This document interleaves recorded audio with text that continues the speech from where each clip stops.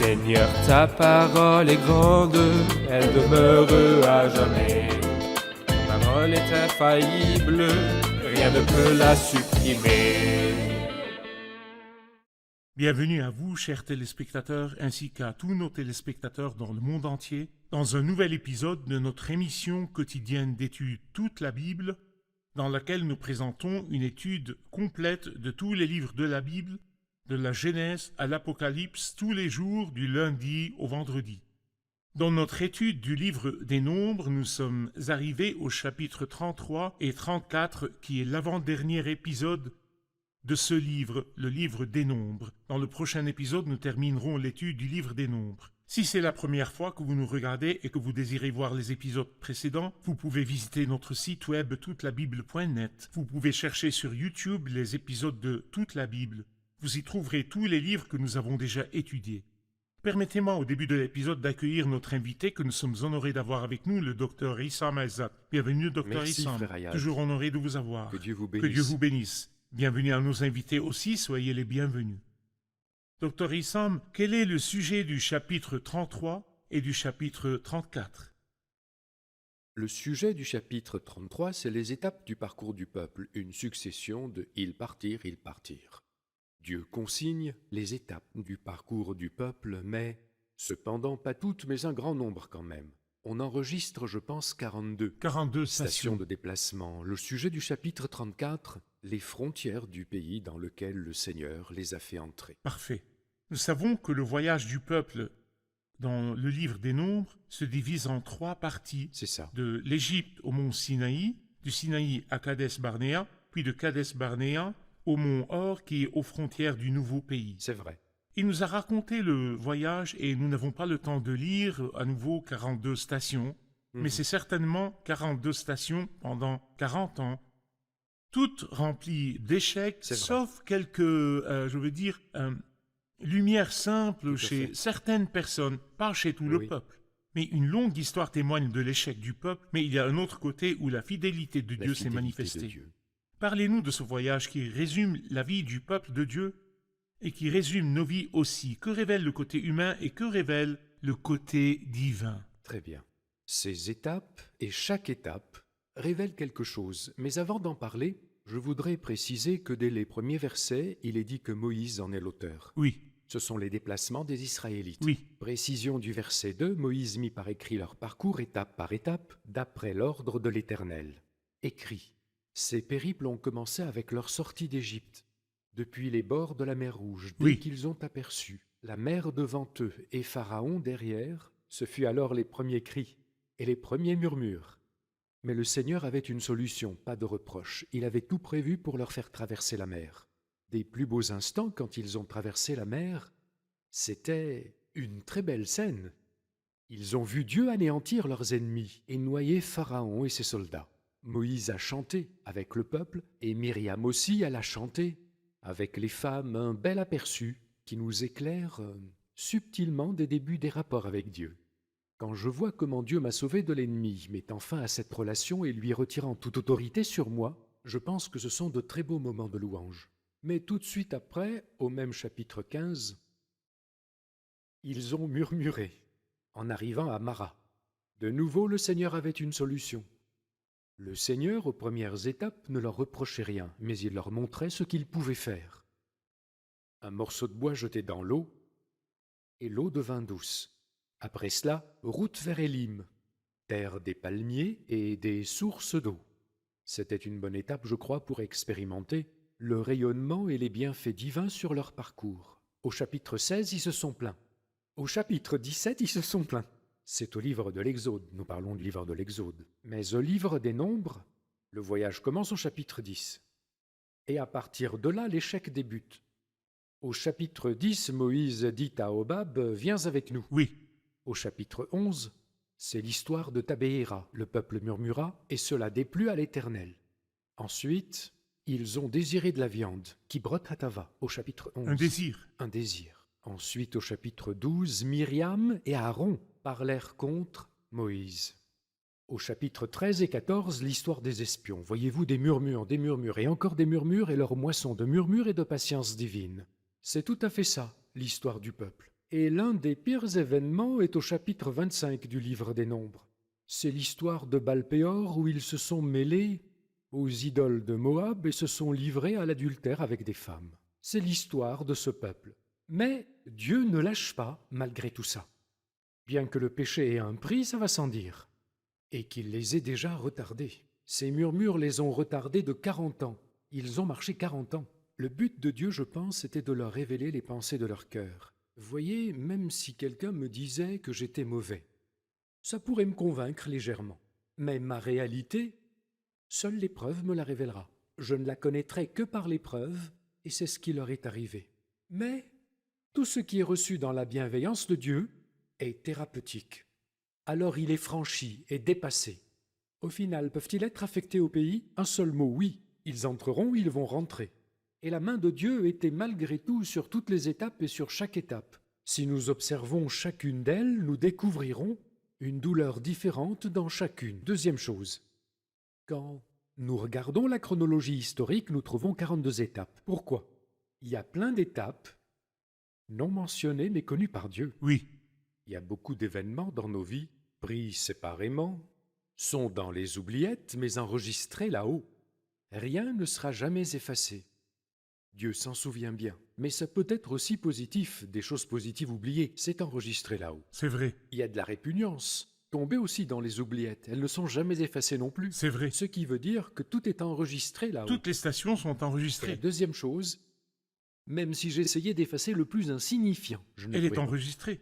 C'est-à-dire que c'est fini, c'est enregistré chez quelqu'un qui n'efface absolument rien. Il y a de nombreuses étapes qu'ils auraient souhaité, comme Baal-Péor, certainement effacer de leur histoire. C'est impossible, c'est transcrit. Peut-on effacer? Impossible d'effacer quelque chose. Mais comme vous l'avez dit au commencement, tout, depuis le début jusqu'à la fin, témoigne de l'homme et de Dieu. De l'échec de l'homme et de la grâce de Dieu qui fera entrer ce peuple, malgré ses nombreux échecs, dans le pays promis. Merci, nous prenons une pause, puis nous reviendrons pour une question.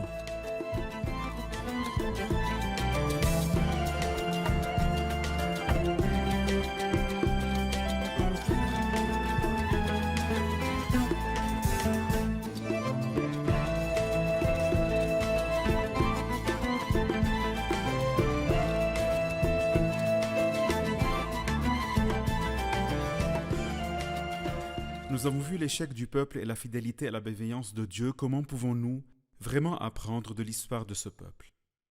À vous, docteur. En fait, c'est important, car le passé devrait servir d'exemple pour l'avenir.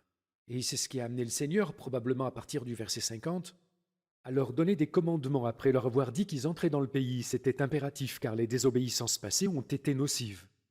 Le passé révèle donc 2 points. La fidélité de Dieu, à laquelle nous restons redevables, comme Jacob, qui ne s'en rendait pas du tout compte complètement à l'ouest. Mais à un moment, il a levé les yeux et a dit « Je suis trop petit Pour toutes. les grâces et pour toute la fidélité dont tu as fait preuve envers moi. » La bienveillance de Dieu s'enracine dans notre être seulement quand nous sommes en présence de Dieu. Alors nous connaîtrons à quel point notre présence devant Dieu nous fait profiter de l'histoire. Dieu est alors exalté à mes yeux et m'apparaît, sa main qui m'a protégé, m'a soutenu et m'a couvert dans les moments d'infamie et d'autres circonstances aussi. Encore, ma connaissance de moi-même me pousse à me réfugier en Dieu, à me cacher en lui. Je ne me savais pas si nul, si misérable. Et avec l'épreuve, j'ai appris à quel point j'étais petit et sans possibilité de sortie. Tu es un abri pour moi, je ne vais pas me cacher de toi. Et mon besoin est encore plus grand, tellement tu es bon et tellement je suis mauvais. Mon besoin est encore plus grand de me cacher en toi, de m'attacher à toi, pour me défendre de ma propre laideur et me protéger de ma faiblesse et de ma misère pour vivre pleinement de toi. Parfait. C'est ce que nous apprenons de l'histoire de ce peuple. Tout à fait. Docteur Issam, quelqu'un a fait le lien entre l'échec de ce peuple dans un voyage de 42 stations, mais le succès de la personne du Christ, le seul pèlerin qui est venu sur cette terre, et dans tous ses pas rien d'autre que la perfection émanée de lui. Oui. Donnez-nous une idée du pèlerin, le Christ, qui a marché dans ce désert, et la volonté de l'Éternel était accomplie par lui. Nous savons que pour venir chez les siens, Christ est passé par 42 générations. C'est vrai. Quand nous lisons la généalogie de Jésus dans Matthieu chapitre 1er, Matthieu 1.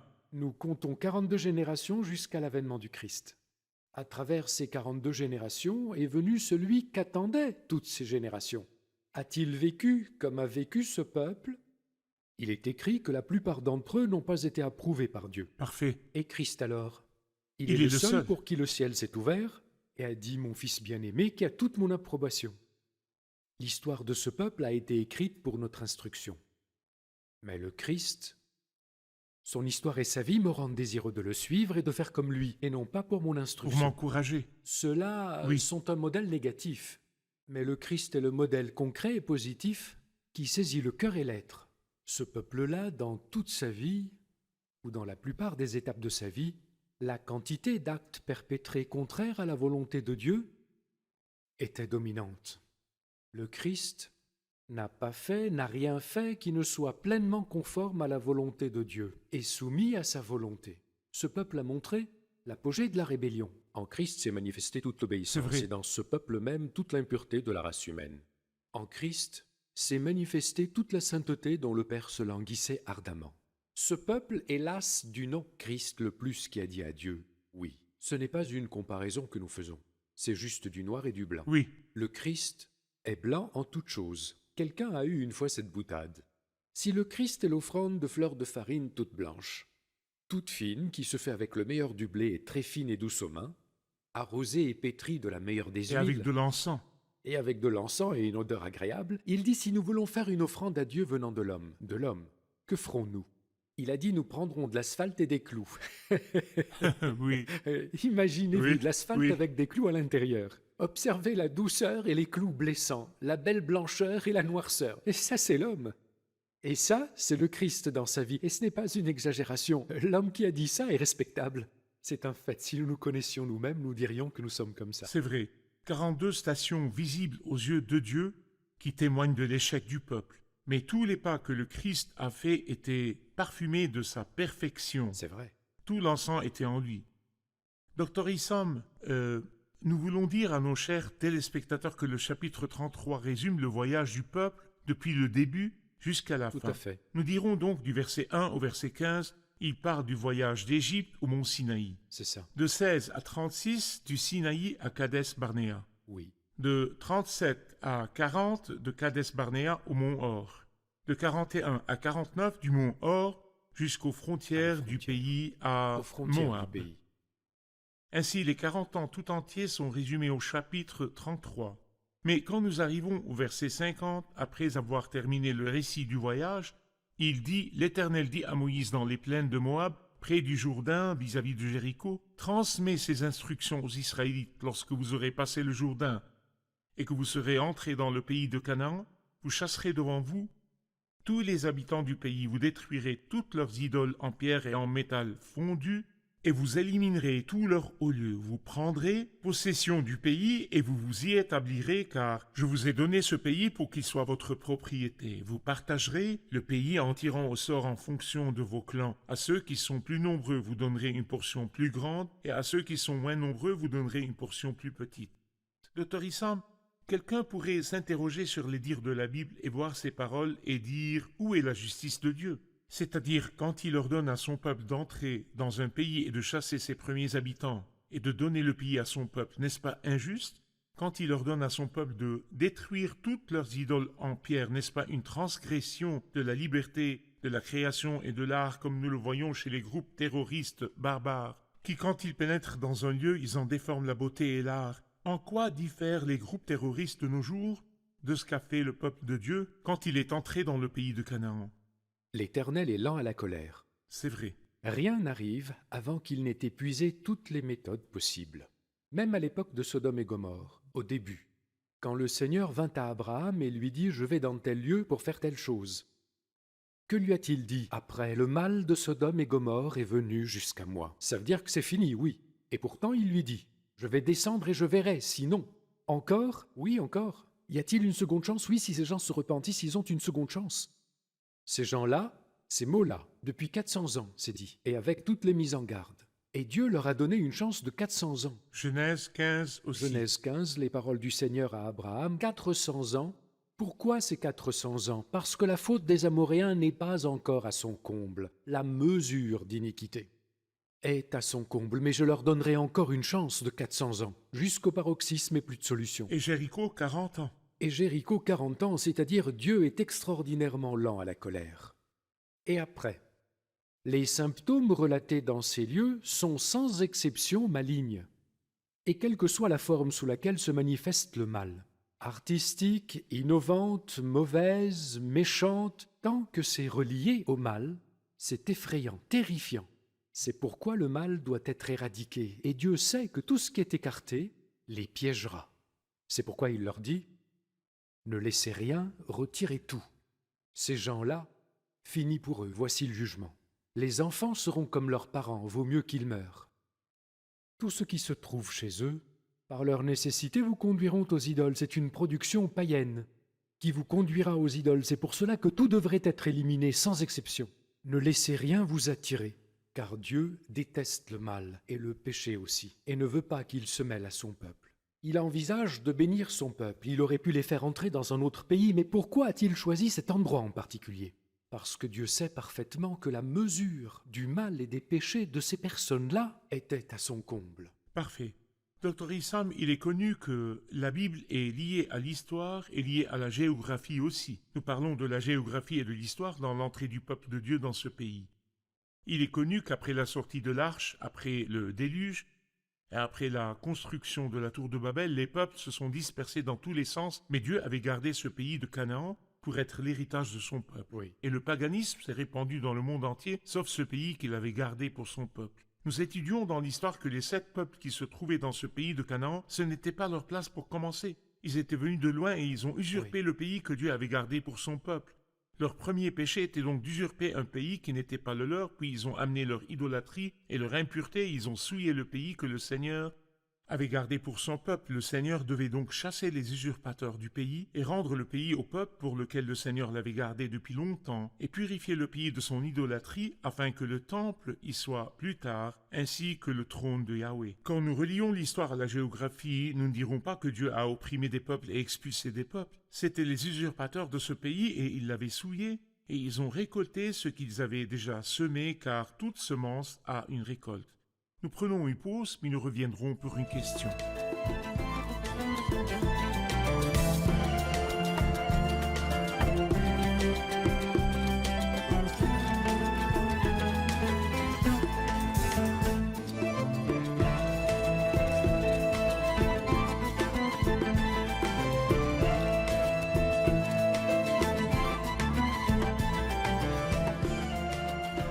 Pourriez-vous nous donner une idée du pays de Canaan et de ses frontières? C'est le Seigneur qui a assigné les frontières au pays. C'est lui qui a décidé où sera chaque peuple. Je pense que ces frontières sont claires. Au sud, il y a le désert qui le sépare d'Égypte, à savoir le désert du Sinaï, qui le sépare d'Égypte. Au nord, il y a les frontières du Liban. À l'ouest, il y a les frontières de la Grande Mer, la mer Méditerranée. À l'est, la Bible précise le grand fleuve, l'Euphrate. Ce sont donc ses frontières et comme nous le voyons, de tous les côtés, il est entouré par des peuples.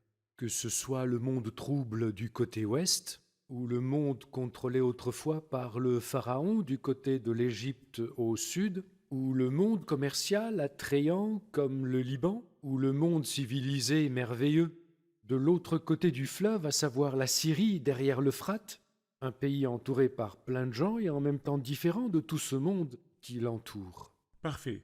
Peut-être que le peuple ne connaît du nouveau pays que ses frontières. C'est tout ce qu'il connaît. Quels sont ces détails? Qu'est-ce qu'il y a à l'intérieur? Combien de mètres? Il ne sait pas. Il connaît les frontières. Connaît-il de notre connaissance de notre pays céleste? Sommes-nous capables de connaître les dimensions du pays céleste et de l'héritage céleste? Il a des frontières. Nous parlons évidemment de Dieu. Si l'on peut fixer ici les frontières du pays, et ils n'ont jamais pu atteindre ces frontières jusque-là, ce sera pour le règne millénaire. Mais en ce qui concerne notre relation à Dieu et notre héritage, par exemple, quand le Seigneur Jésus dit « Il y a beaucoup de demeures dans la maison de mon Père. Si ce n'était pas le cas, je vous l'aurais dit. Je vais vous préparer une place, et puisque je vais vous préparer une place, je reviendrai et je vous prendrai avec moi. C'est quoi? La maison du Père. Quelles en sont les frontières? Quelle en est l'ambiance? Des choses qu'il est impossible à saisir par l'esprit humain. Ici, nous parlons de choses touchées et ressenties. Mais les choses de l'au-delà qui dépassent tout entendement ne peuvent être ni touchées, ni ressenties, ni mesurées par le mètre Pas de carré. sens ni de mesure. Ni sensation, ni dimension, c'est ce qu'a dit l'apôtre Paul après avoir été enlevé jusqu'au 3e ciel. La langue humaine ne peut dire ni expliquer ce que j'ai pu voir là-haut. Même la forme de la cité céleste est une approximation pour l'esprit humain, Certes, quand il nous l'a décrit dans le les livre de portes l'Apocalypse. sont-elles en or, par exemple, serties de perles? Cette La forme est une approximation Tout à pour fait l'esprit ça. humain. Parce que ce sont des choses immatérielles et inimaginables, elles dépassent notre imagination. Elles se réfèrent en Dieu. Elles disent le tout du tout que Dieu veut donner, et ces expressions se trouvent dans la Parfait. Bible. Mais quelles sont ses frontières et sa forme? Nous n'avons pas de description biblique. Parfait. Je voudrais un commentaire sur le verset 16. L'Éternel dit à Moïse, « Voici le nom des hommes qui partageront le pays entre vous. Le prêtre Éléazar et Josué, fils de Nun. » Nous savons que Moïse n'a pas pu entrer dans le pays à cause de sa désobéissance, parce qu'il a insulté C'est le vrai. Seigneur et n'a pas glorifié le Seigneur. Mais aussi symboliquement, Moïse parle de la loi qui est incapable de faire entrer l'homme dans le cercle des bénédictions. La Tout loi à a fait. été donnée à travers Moïse, mais la grâce et la vérité sont venues à travers Jésus-Christ. Mais le partage du nouveau pays au peuple était la responsabilité de Josué et d'Éléazar, entré le avec prêtre, le chef militaire, et un prêtre ou un grand prêtre. Ces deux aspects dans le partage de l'héritage, de quoi nous parle-t-il spirituellement? Il nous parle du Christ. Tous les deux nous parlent du Christ. Le Christ comme chef de son peuple et Christ comme grand prêtre. Deux aspects est nécessaire. Nécessaire pour nous aujourd'hui, pour jouir des lieux célestes pendant que nous sommes sur terre. Parfait. Une nécessité que la grandeur du Christ apparaisse à nos yeux. Que dans nos combats le Christ soit premier. Une certitude que nos ennemis ne sont pas de chair et de sang. Des forces terribles veulent nous empêcher de jouir de nos Il est le biens. capitaine du salut, le chef Il est le du chef salut. du salut, la tête qui dirige la marche du salut, et en même temps, il nous secourt dans notre faiblesse contre tout ce qui nous empêche de jouir de notre héritage. Le Christ, chef de notre salut et grand prêtre, ces deux nécessités comme chef du salut et grand prêtre, le rend responsable de nous tant que nous sommes entre ses mains. Parfait. Parfait. Donc la responsabilité de ces deux hommes parle du Christ dans son ministère comme chef du salut et grand prêtre pour nous aider à jouir de notre héritage pendant que nous sommes vrai. sur terre. Le rôle de Josué émerge dans la direction et le partage du pays. Merci Dr Issam, nous sommes arrivés à la fin de l'épisode, nous allons le réviser avec nos invités.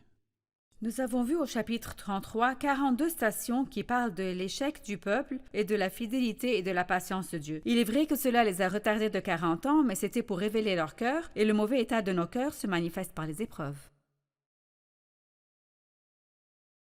Éloigne-toi de nous, nous ne désirons pas connaître tes voies. Telle était notre devise, comme l'était celle du peuple ancien, quand ils ont échoué dans tout leur rapport avec Dieu. Mais la grâce et la bienveillance de Dieu les ont fait entrer dans le pays et nous feront entrer dans le ciel comme croyants. Nous avons des leçons à apprendre des étapes de la marche de ce peuple, dans son échec devant la fidélité de Dieu que nous nous connaissions nous-mêmes et que nous venions nous cacher dans le Seigneur. Merci, que Dieu vous bénisse. Merci Dr Issam, que Dieu vous bénisse. C'est à moi, frère Ayad, que Dieu vous bénisse. Chers téléspectateurs, nous avons appris dans l'épisode d'aujourd'hui que l'échec est la marque qui distingue l'homme à travers les âges. En 42 stations, 42 arrêts où la corruption du peuple s'est manifestée pendant 40 ans. Le désert a révélé la corruption de ce peuple. Et ce peuple n'était qu'un échantillon de toute l'humanité. L'échec est la marque de toute la race humaine. Mais une personne est apparue sur cette terre qui est le Seigneur Jésus-Christ. Le seul pèlerin qui a marché sur cette terre, qui a traversé la terre de misère et a manifesté toute perfection. Ce pèlerin ne sentait nullement mauvais. Tout l'encens était en lui. Des odeurs agréables émanaient de lui. Il était l'offrande de fleurs de farine blanches éclatantes, douces au toucher, aux grains homogènes. Tout l'encens était en lui, arrosé d'huile, pétri à l'huile. Il était rempli du Saint-Esprit. Le Christ qui allait de lieu en lieu dans cette vie et embaumer l'atmosphère et le témoignage du Père dit de lui, « Celui-ci est mon Fils bien-aimé qui a toute mon approbation. » Détournez vos regards de l'homme et gardez-les sur la personne unique par laquelle la volonté de l'Éternel sera accomplie. Je vous revois dans un nouvel épisode. Que le Seigneur soit avec vous.